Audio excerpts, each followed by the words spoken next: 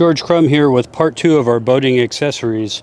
Today I'm going to talk to you about some of the tackle storage systems I use to help keep my boat organized and make sure that I always have what I need when I'm on the boat. I'll start with this Plano Edge box. If you look at this thing, it's customizable. You can change the size of the dividers. It allows me to carry all those small little things that I might need, from bead chain swivels to smaller swivels for maybe steelhead or something like that. 3 different sizes of dual lock snaps in here. I've got a lifetime supply of sliders in here. Probably don't need that many. A variety of different kinds of beads, McMahon snaps, ball bearing swivels. Basically, this thing stays in my boat all the time. That way I always have what I need. I don't have to go looking for it. I know that this is already in the boat, and that's where it stays. Plano makes a lot of different solutions, and in saltwater nowadays we use flashers an awful lot.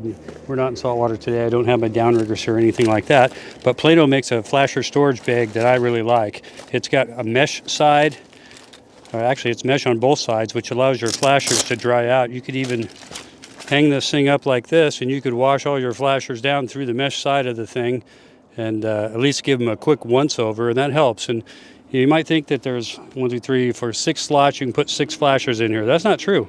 You can put at least 2 flashers in one slot like I've done here. That way you've always got extras. If you're fishing 5 or 6 guys on your boat, or gals, you'll have what you need. So that's a good way to store flashers. That stays in the boat basically all summer long. I don't even take it out. Next, I've got all kinds of different types of baits and lures I use, and you got to have a way to store these. And if you can have them all tied up ahead of time and ready to go, it saves you a lot of time. There's nothing worse than burning 30 minutes of fishing time re-rigging stuff because you didn't do it in the wintertime when you're at home. So I tie this stuff all up ahead of time. I don't have any mooching leaders with me today, but I've got some super baits, I've got some spinners, and these are in Plano boxes. And I utilize, for this kind of stuff, FishEng Leader Boards, which work really nicely. All these super baits have the same length leader, basically, the same hook configuration, and they're all ready to go. It's really easy to pull one out and use it, and when I'm done, I can wrap it back up on the board. And these Plano 3700 deep boxes are deep enough that I can put at least 2 and maybe 3 fully loaded leader boards in this box. Saves space and ensures I always have what I need. The past several years I've been using a lot of spinners. And the original 3.5 spinners by Simon or whoever were tied on wire like a normal spinner would be, but as time's gone on, I begin to tie mine on monofilament. There's a number of reasons I do that. First of all, I don't like treble hooks very much. They're really hard on the fish, and they get tangled up in nets. The fish get off quite a bit with trebles too. So what I've started doing is tying my spinners on mono with 2 single hooks behind it. I also use a replaceable or a plastic clevis that allows me to change blades without having to tie any knots or anything. I just clip the new blade on and we're off to the races. This little setup here, this is the same thing, except these are hoochie spinners.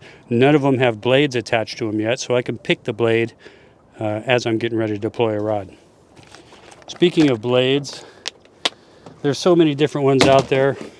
And I tell you, when I first started fishing 3.5 spinners a lot, all I was using was a plain hammered copper blade.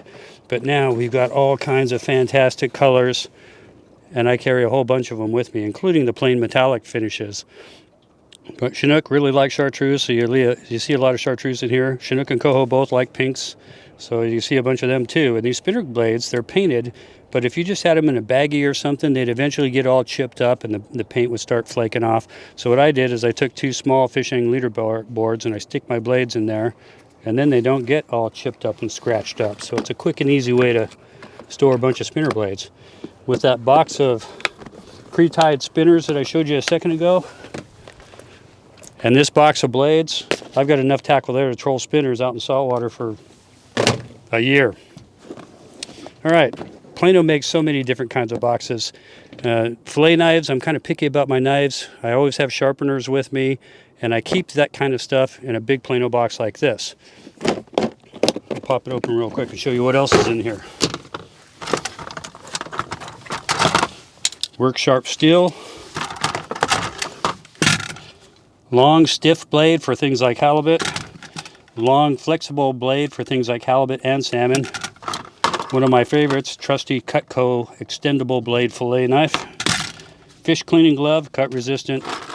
Pair of titanium pliers. Yes, I have another pair back there, but this is probably my favorite. And this one's made by Donmar, the people who make sample ball bearing swivels. Really nice pair of pliers.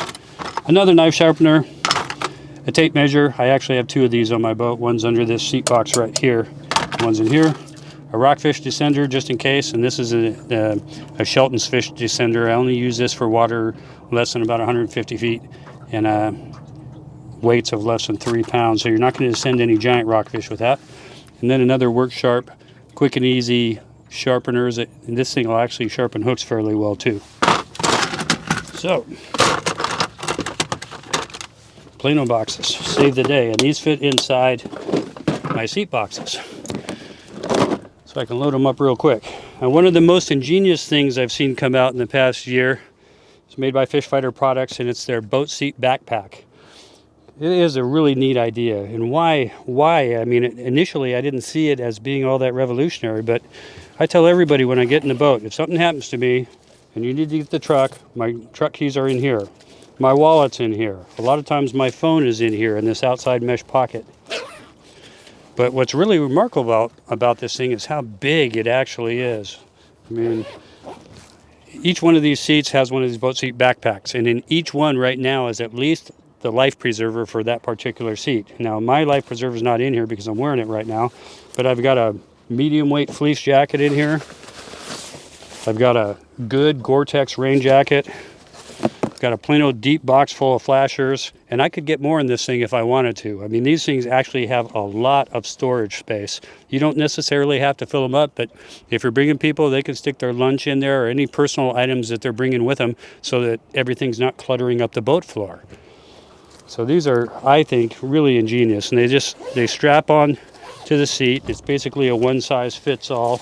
If you look at the front, it doesn't interfere with anybody, sitting in the seat or anything like that. You don't even know it's there. So the boat seat backpack, I think, one of the cooler products that's come out this year.